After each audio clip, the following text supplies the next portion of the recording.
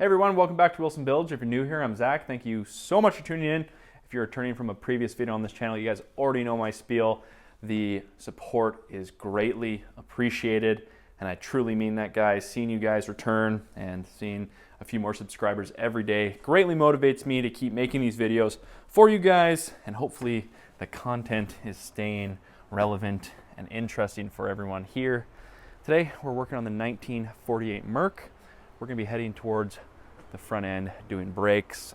I know I said I'm gonna keep this as original as possible, but I kind of folded and bought a disc brake kit for this front just because easier to work on, I think, easier to get parts for, I think. I haven't really looked at getting parts for these drums yet.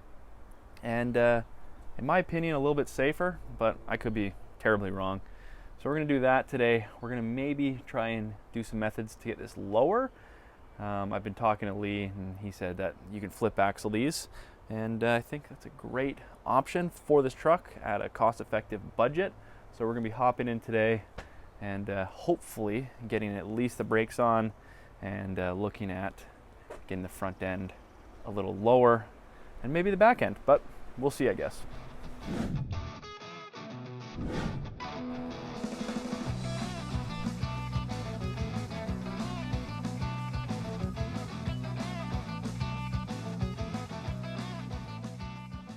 So there's 4 bolts on the back of this drum, and I think that's where the adapter kind of goes on for the disc brake kit.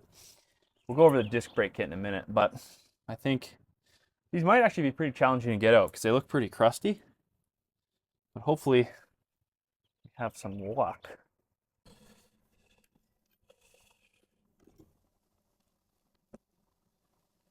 Oh, that came loose.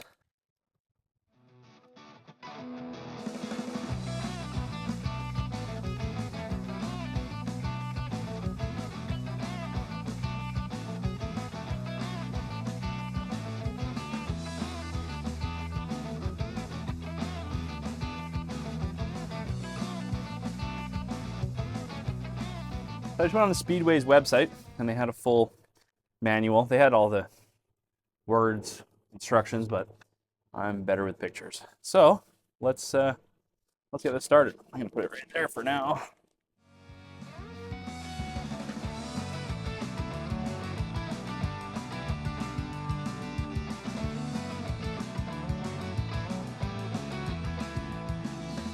So I just roughly put the caliper on so we can kind of get a good sense to where this is going. And the reason I did that is because there's a link back here and I didn't want it coming close to that. And I understand that we have to put spacers on actually before backing plate. So I want to measure these. I guess they're all the same.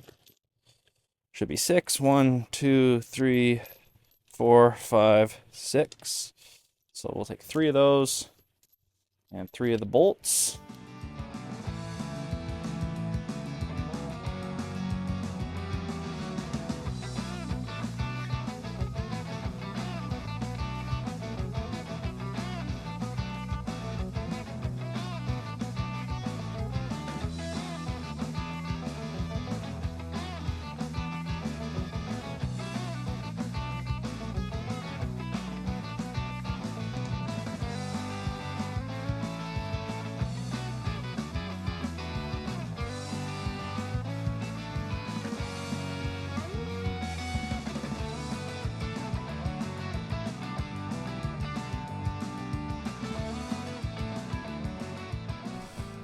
All right, I think we're good to go to the other side. I'm not trying to get sentimental or anything, but I was sitting here kind of looking at what we've done and looking up at the Mercury decal and looking up into the trees and into the blue sky with the sun shining. Pretty cool feeling. You don't get that working inside the shop, but yeah, not trying to get deep or anything, but that's how I'm feeling right now. All right, I got my piece of plywood down so I'm not sitting in the mud. The other side took me just over 29 minutes to do, and those bolts were loose on the back, so hopefully these are the same. And yeah, I think I'm just gonna time lapse this one. Fingers crossed it goes according to plan.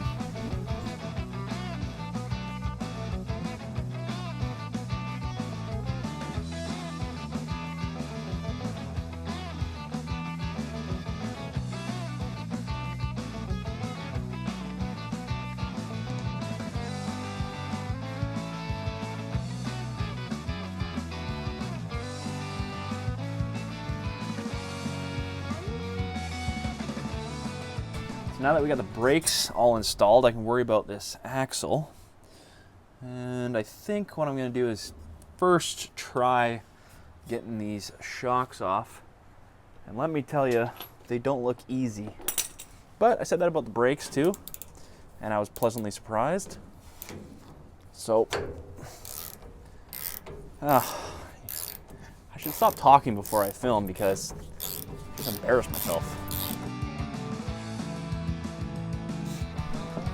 So now we got to look at the steering. And the steering's important because if we do a flip axle, from what I've been told, once you drop it, obviously all this moves with it. So Lee's friend and the guy who I actually bought the Roadster off of, Bruce Donnellan down in Washington, he did on his, I think it was a 50s Ford.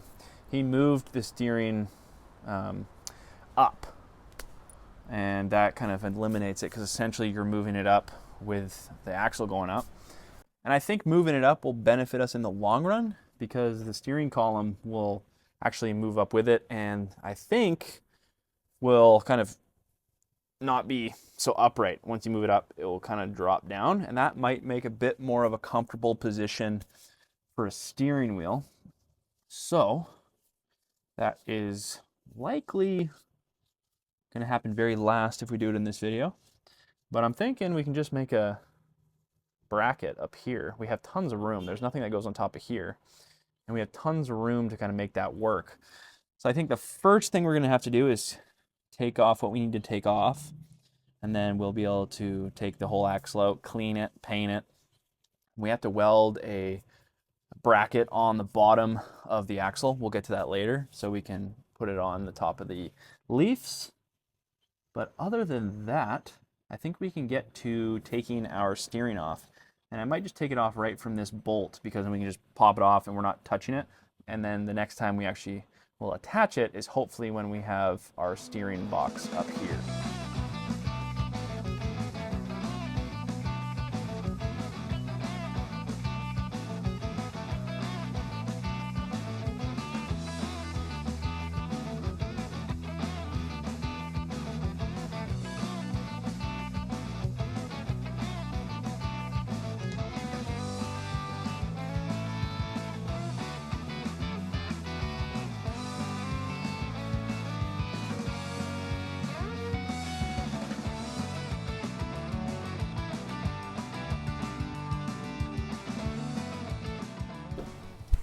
All right, so I was gonna try and do this kind of the next day, but it's been really bad weather and I really don't wanna do this inside.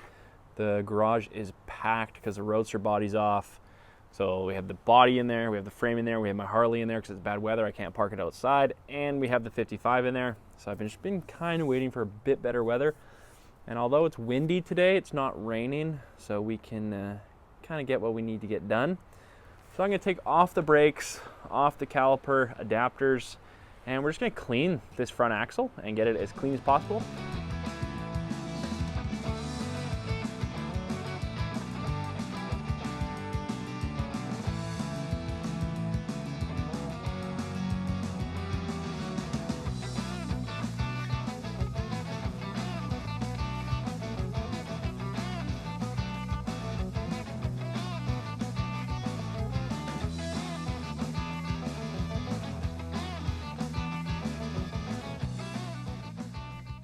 All right, so now that the front axle is all clean and easier to work with, we can start worrying about how we're gonna do the flip kit.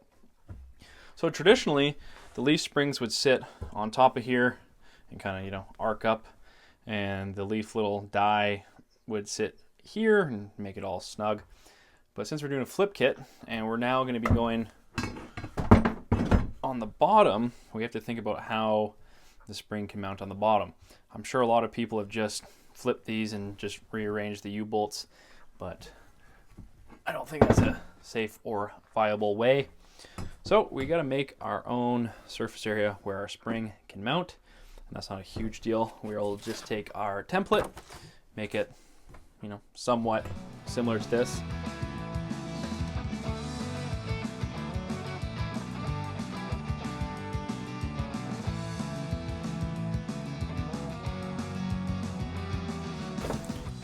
So now that we know that this is good on both sides, we can take this template to Lee and get it cut out on the plasma cutter.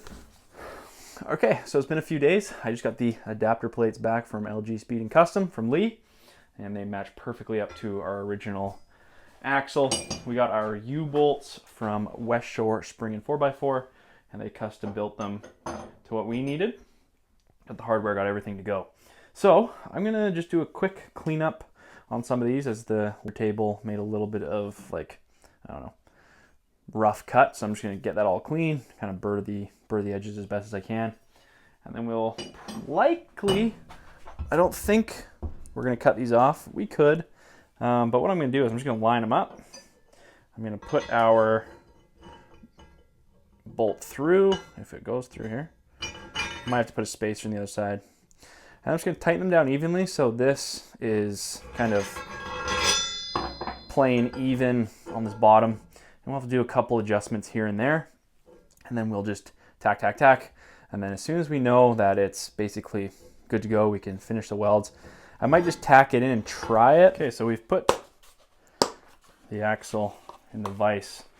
I don't know if this is necessary, but I'm just gonna make sure we have level, and we can kind of work off that. Level there, and we're level there. So just ground down where essentially we're gonna be welding. And yeah, pretty straightforward now.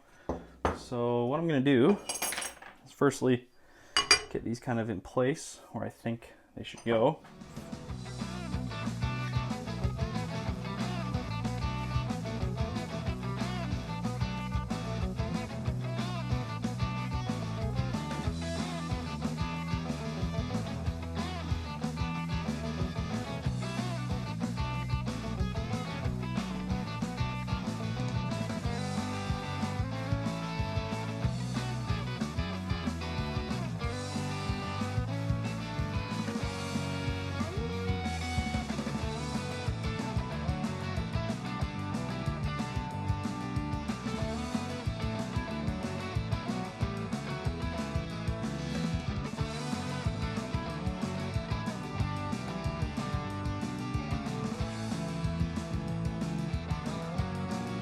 All right, so I took all the U-bolts out, and now we're just gonna go sit this on top of the leaves in the truck, just making sure everything's even and going over it kind of in finer detail. And then we can come back and run a bead on the bottom side. I'd also like to build up this bead a little bit, only because the kind of bottom of the axle is a little bit slanted. So if we can kind of weld up and make it more skookum, I would prefer that.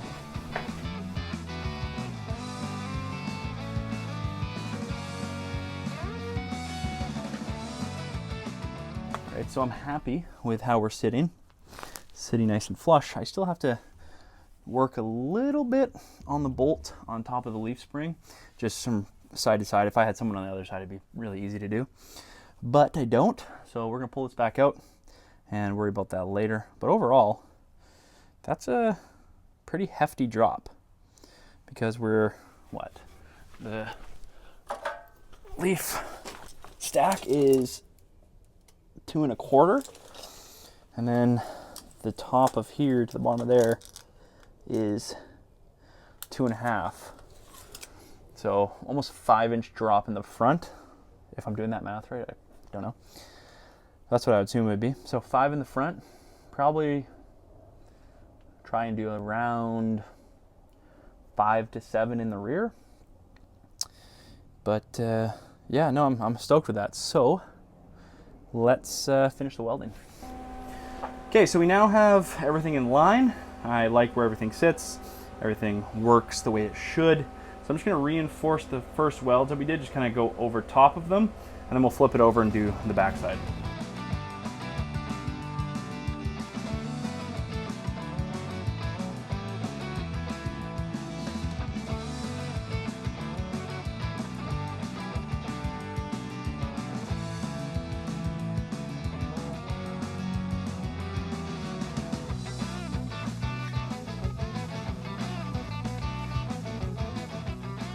So now we have the plates welded in, and we know they fit good in the truck, I'm gonna put obviously a coat of primer on it, direct to metal, let it sit for a bit, and then we'll actually paint it with the black, and we'll paint the other pieces with the black.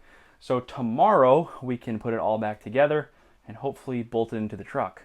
Okay guys, so the spindles are dry, the axle is dry, everything's here to put it back together, so we are going to start putting it back together. I'm actually pretty impressed with how the paint turned out for a spray can, but yeah, I think we are more than ready to start putting this back together. So let's get it back together and put it on the truck.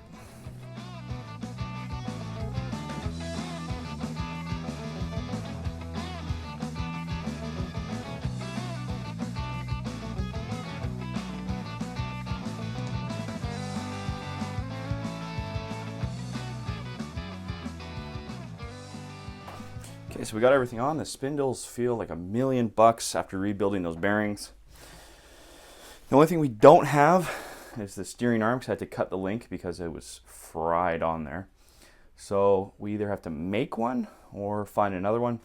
I don't think they'd be impossible to find because there's lots of these trucks around. But perhaps we make one, perhaps we buy one, perhaps we get one used. I don't know yet, but for right now, I'm not going to worry about it too much. We can put it in the truck. The only issue is if we ever go to turn it, we're going to have to turn kind of the whole thing. So that being said, we have to now go put it in the truck. I'm going to put it at the bottom first like it was originally, just to do some measurements, and then we're going to put it at the top and see how much it moved up, so we can do some calculations to how much we have to move our steering box up.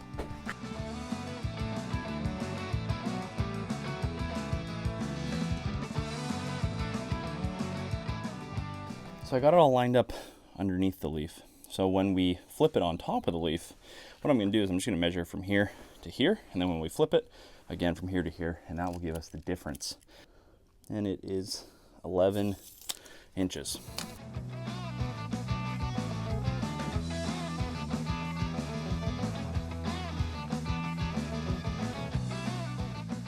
Okay, so we have it all in now. We have it on top of the leaf. We can now measure from our ground, and we are at 15 3/4, and we were originally at 11, so that is the difference of 4 3/4. So about a 5-inch drop. We could probably make it right on 5-inch if we put a leaf shim in here, or a block shim, and raise it just a little bit more. But we're running out of room when we put our U-bolt through. That's still a good amount of space for travel. That is 4 inches, and the bump stop would actually hit the axle before.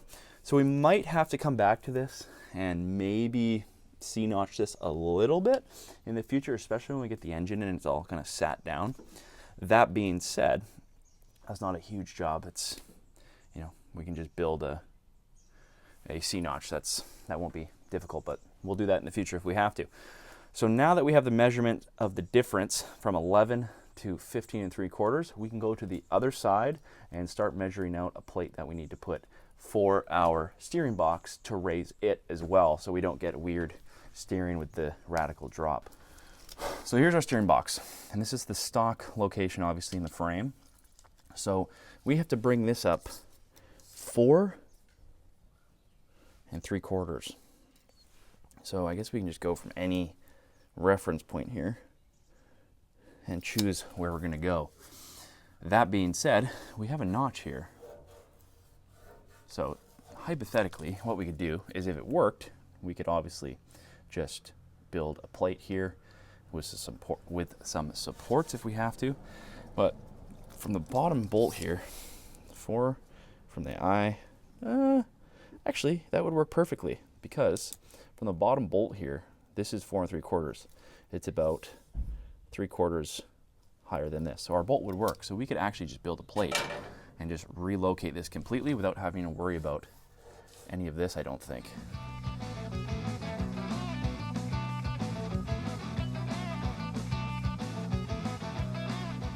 All right, so now we just have to trace this pattern and build our adapter plate on top. It's funny that when I was doing this, I realized that I could have traced this without taking the box out, because on the other side, is the exact same pattern. But now that it's out, we can trace this and start working on our adapter plate for the steering box.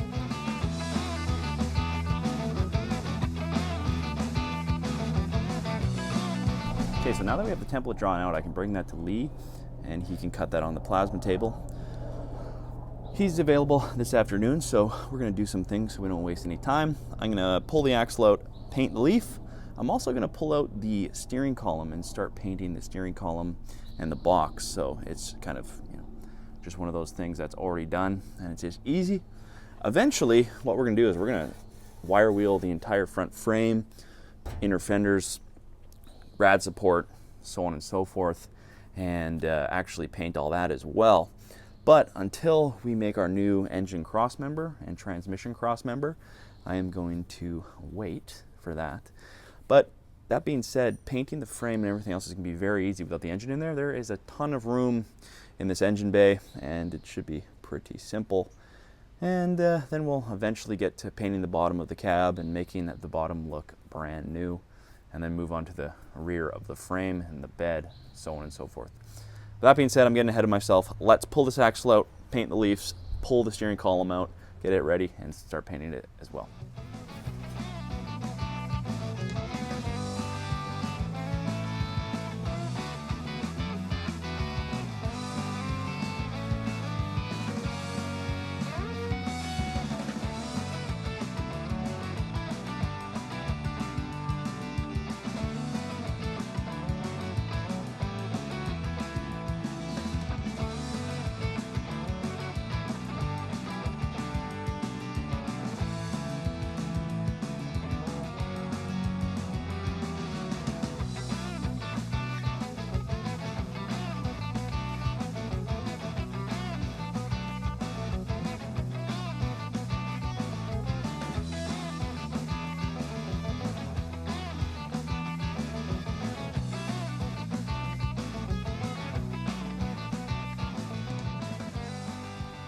Alright guys, so this is what Lee and I came up with. Instead of just welding brackets on the side, Lee recommended just to bend them, and they look pretty good. So the 3 holes down there is so we can line up where it used to be, and I can just bolt the holes into the frame. And we left the holes out on the top because with it going up, it's going to make the steering column go up. And essentially, we're going to have to turn it down. So I'm going to have to drill new holes. So the holes might look like 1, 2, 3, instead of them just being perpendicular like this. It might be a little bit off. So that being said, we just left it, and then I can drill the holes when we have it all mounted in. So I just put the steering box back in. It's fitting really good. So instead of the bolts being like this, like I was mentioning, the top bolt is about here, and the bottom bolt is about here, creating a downwards angle. So it's a good thing that Lee thought of that before we actually cut our holes in the plate here. All right, so I put the column back in, I put the steering wheel on, I put the seat in, and I slid the bracket as far as we could go forward. And it's not my 55 Chevy, but it's definitely a farm truck. It drives nice. I mean, I shouldn't say it drives nice, but it feels nice. I mean, with no power steering, it's going to be nice to get that full kind of torque. I guess we could always cut it down a couple inches if we don't like it in the future. But as it goes right now, I'm going to keep this where we're at. Could go to a smaller steering wheel, but that'll be a little bit of a pain with no power steering. It's nice to have these big wheels. And this kind of has a nice, comfortable cruising feel to it. But this, having the elbows on and the hands, is very comfortable. We still have really good vision. Doesn't impede the vision of kind of our view. The top of the steering wheel doesn't actually go over the hood, so you're not missing out anything. And overall, it's pretty comfy. So that being said, we can start drilling our steering box mounts now and kind of finalizing what we're going to do here.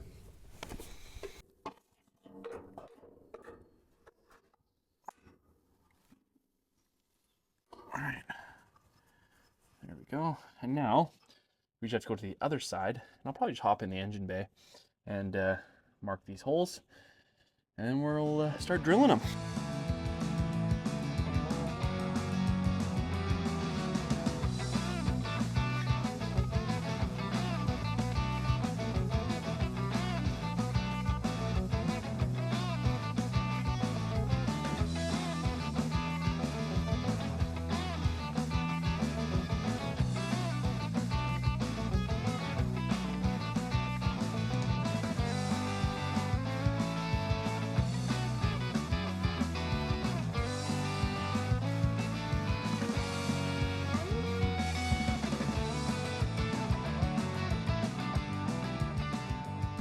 All right, guys, so I'm super happy how this is kind of going. Thank you for holding in there. I know this is a bit longer of a video today, but we have to take the steering box out one more time, take the plate out, weld it all in, then we can put our front axle, our brakes, and our wheels on and get everything kind of finished, I guess.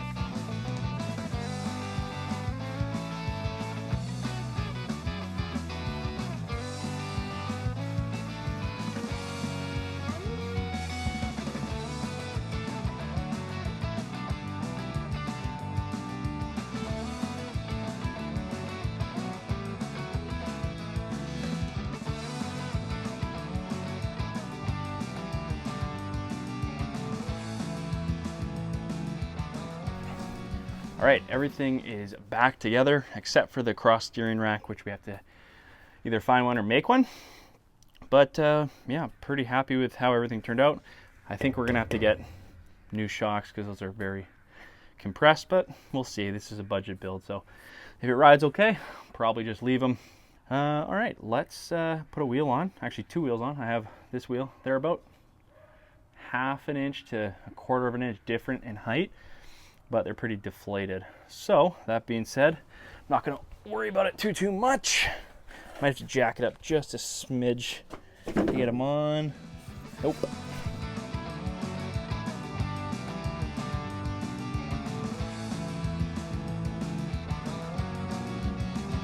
I realized the wheels rub just the teeniest bit when they're going around. You can kind of hear that. And I think if we just put a small spacer in there or a small shim, it might just fix it, because it is just making a little bit of contact. But let's get this wheel straight and lower this. So about right here is where we were sort of sitting when the truck was not lifted. So hood was about this high, and yeah, it looked really high. So hopefully it gives us that nice supple drop, brings the hood down, and makes it look a lot better.